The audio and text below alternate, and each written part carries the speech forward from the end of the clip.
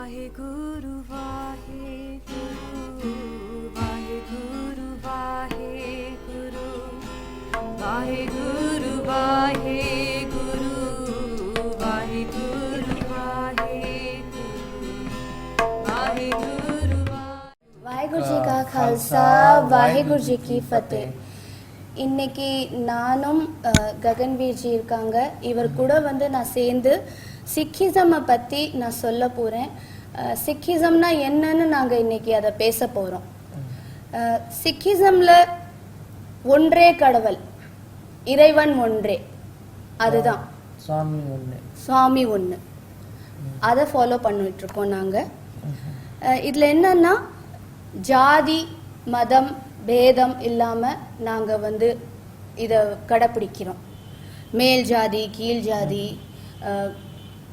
சொல்லுவாங்களே, என்ன வீர்ஜி, பணக்காரன் ஏழை ஏழை அந்த மாதிரி எல்லாரும் ஒரே கடவுள் இருக்கிறாங்க. ஸோ நம்ம அதை என்ன சொல்றோம்னா மதம் பேதம் இல்லாம நம்ம எல்லாருமே ஒண்ணு அப்படிங்கறத ஃபாலோ பண்ணிட்டு இருக்கோம். நாங்க நம்மளோட அந்த கடவுளை அப்படி தஸ்வாத்வார்னு சொல்லுவாங்க வீர்ஜி, இல்லையா?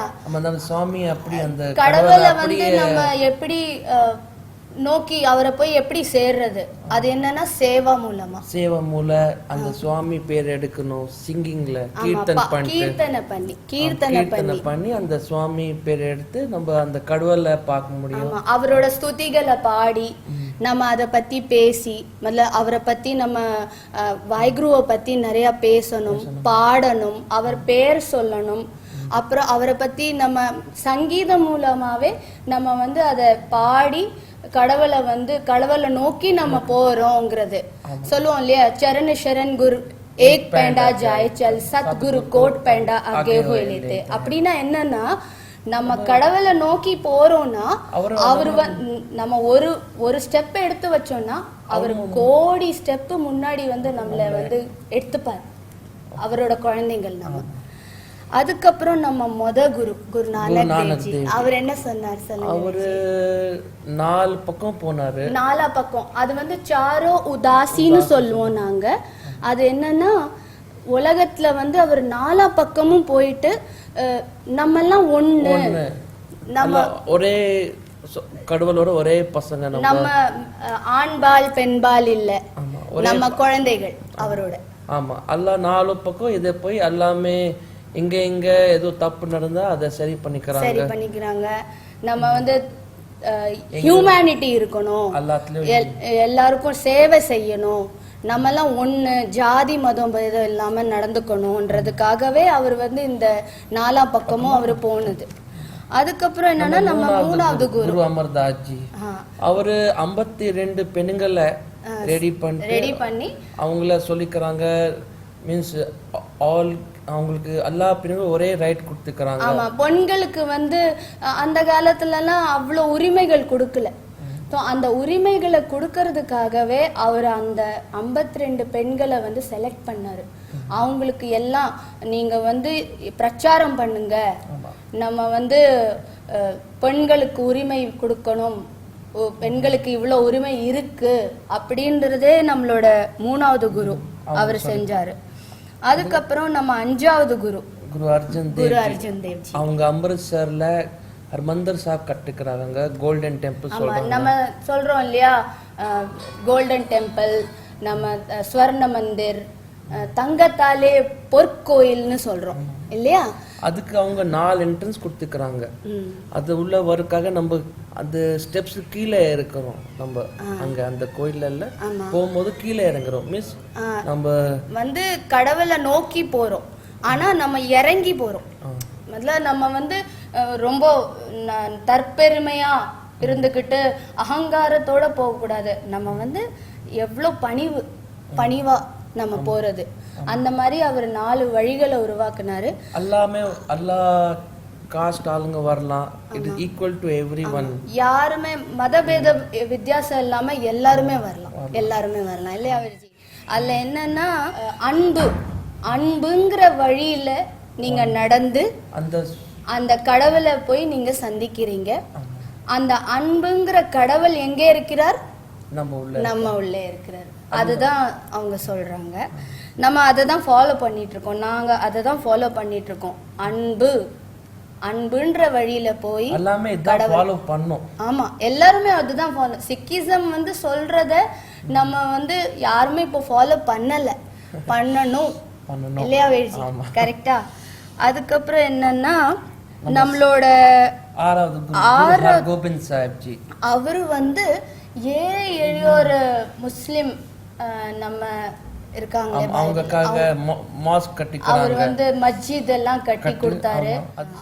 ஸோ அதுக்கப்புறம் நம்மளோட 9வது குரு தேக் பஹாதுர் ஜி, அவர் வந்து என்னன்னா அந்த நேரம் மொஹமெடன்ஸ் முஸ்லிம்ஸுங்க வந்து எல்லாரையும் முஸ்லிமா இருக்கணும், முகல் இந்த எம்பரர் இந்த Mughal emperor. So that time அவங்க அந்த டைம்ல Hindus are like they are converting into Muslims. முஸ்லிம் ஆகணும் அப்படிங்கிறது இருந்தது. ஒரு ஹிந்து இருக்க கூடாதுன்ற ஒரு இருந்தது.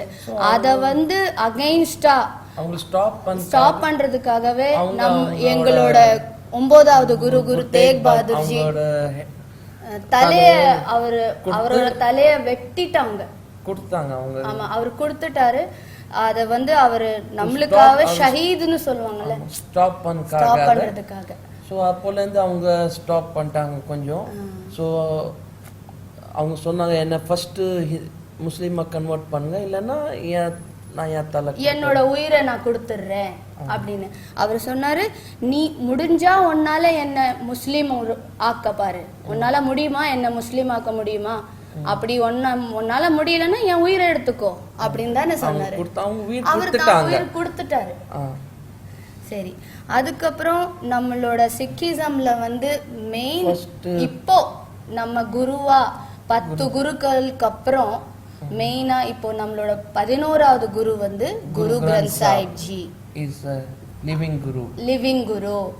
ஆஃப்டர் ஃபர்ஸ்ட் நம்ம 10 குரு இருந்தாங்க, குரு நானக் தேவ்ஜில இருந்து குரு கோபிந்த் சிங் ஜி வரைக்கும். இப்போ குரு கிரந்த் சாஹிப் ஜி அத நம்ம குருவா நம்ம செய்யறோம். அவருக்காகவே நாங்க அவர் சொல்ற பாதையில தான் நம்ம நடக்கணும்.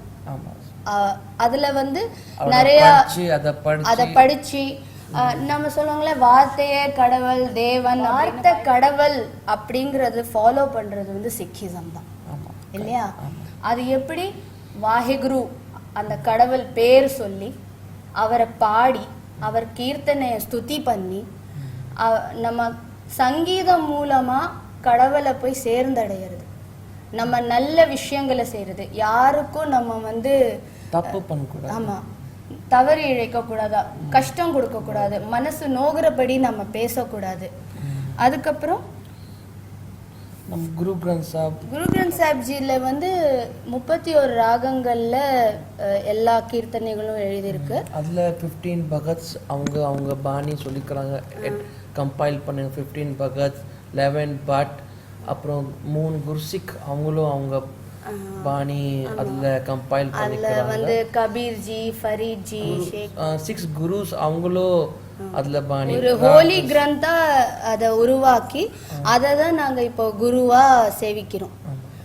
அததான் அதுல இருக்கிற ஹைம்ஸ், கீர்த்தனைகளை, ஸ்லோகங்களை நாங்க பாடி தான் இப்போ அந்த மார்க்கத்துல நம்ம அப்படிதான் வாழணுங்கிறத நம்மளுக்கு குரு கிரந்த் சாஹிப் ஜி சொல்லி கொடுக்கிறாரு. நம்ம சிக்கிசம்ல குரு கா லங்கர் அதுவும் இருக்கு. அத நம்ம சொல்லணும், ரொம்பவே முக்கியமான விஷயம் அது. லங்கர் சாஹிப்ல அதுல லங்கர்ல நம்ம ஆல் ஆர் ஈக்குவல், எவ்ரிவன். பணக்காரன் ஏழை இல்ல, அப்படி இல்ல, மேல் ஜாதி கீழ் ஜாதி இல்ல, எல்லாரும் ஒரே பங்கத்னா நம்ம சொல்லுவோம்ல, ஒரே இடத்துல உட்கார்ந்து ஒன்னா உட்காந்து சாப்பிடணும். பக்கத்திலே ஒரு பணக்காரனும் உட்கார்ந்துருப்பான், ஏழையும் உட்கார்ந்துருப்பான். ஸோ அந்த மாதிரி உட்காந்து எல்லாரும் ஒரே உரிமையோட ஒற்றுமையோட சாப்பிடணும். வாஹேகுரு.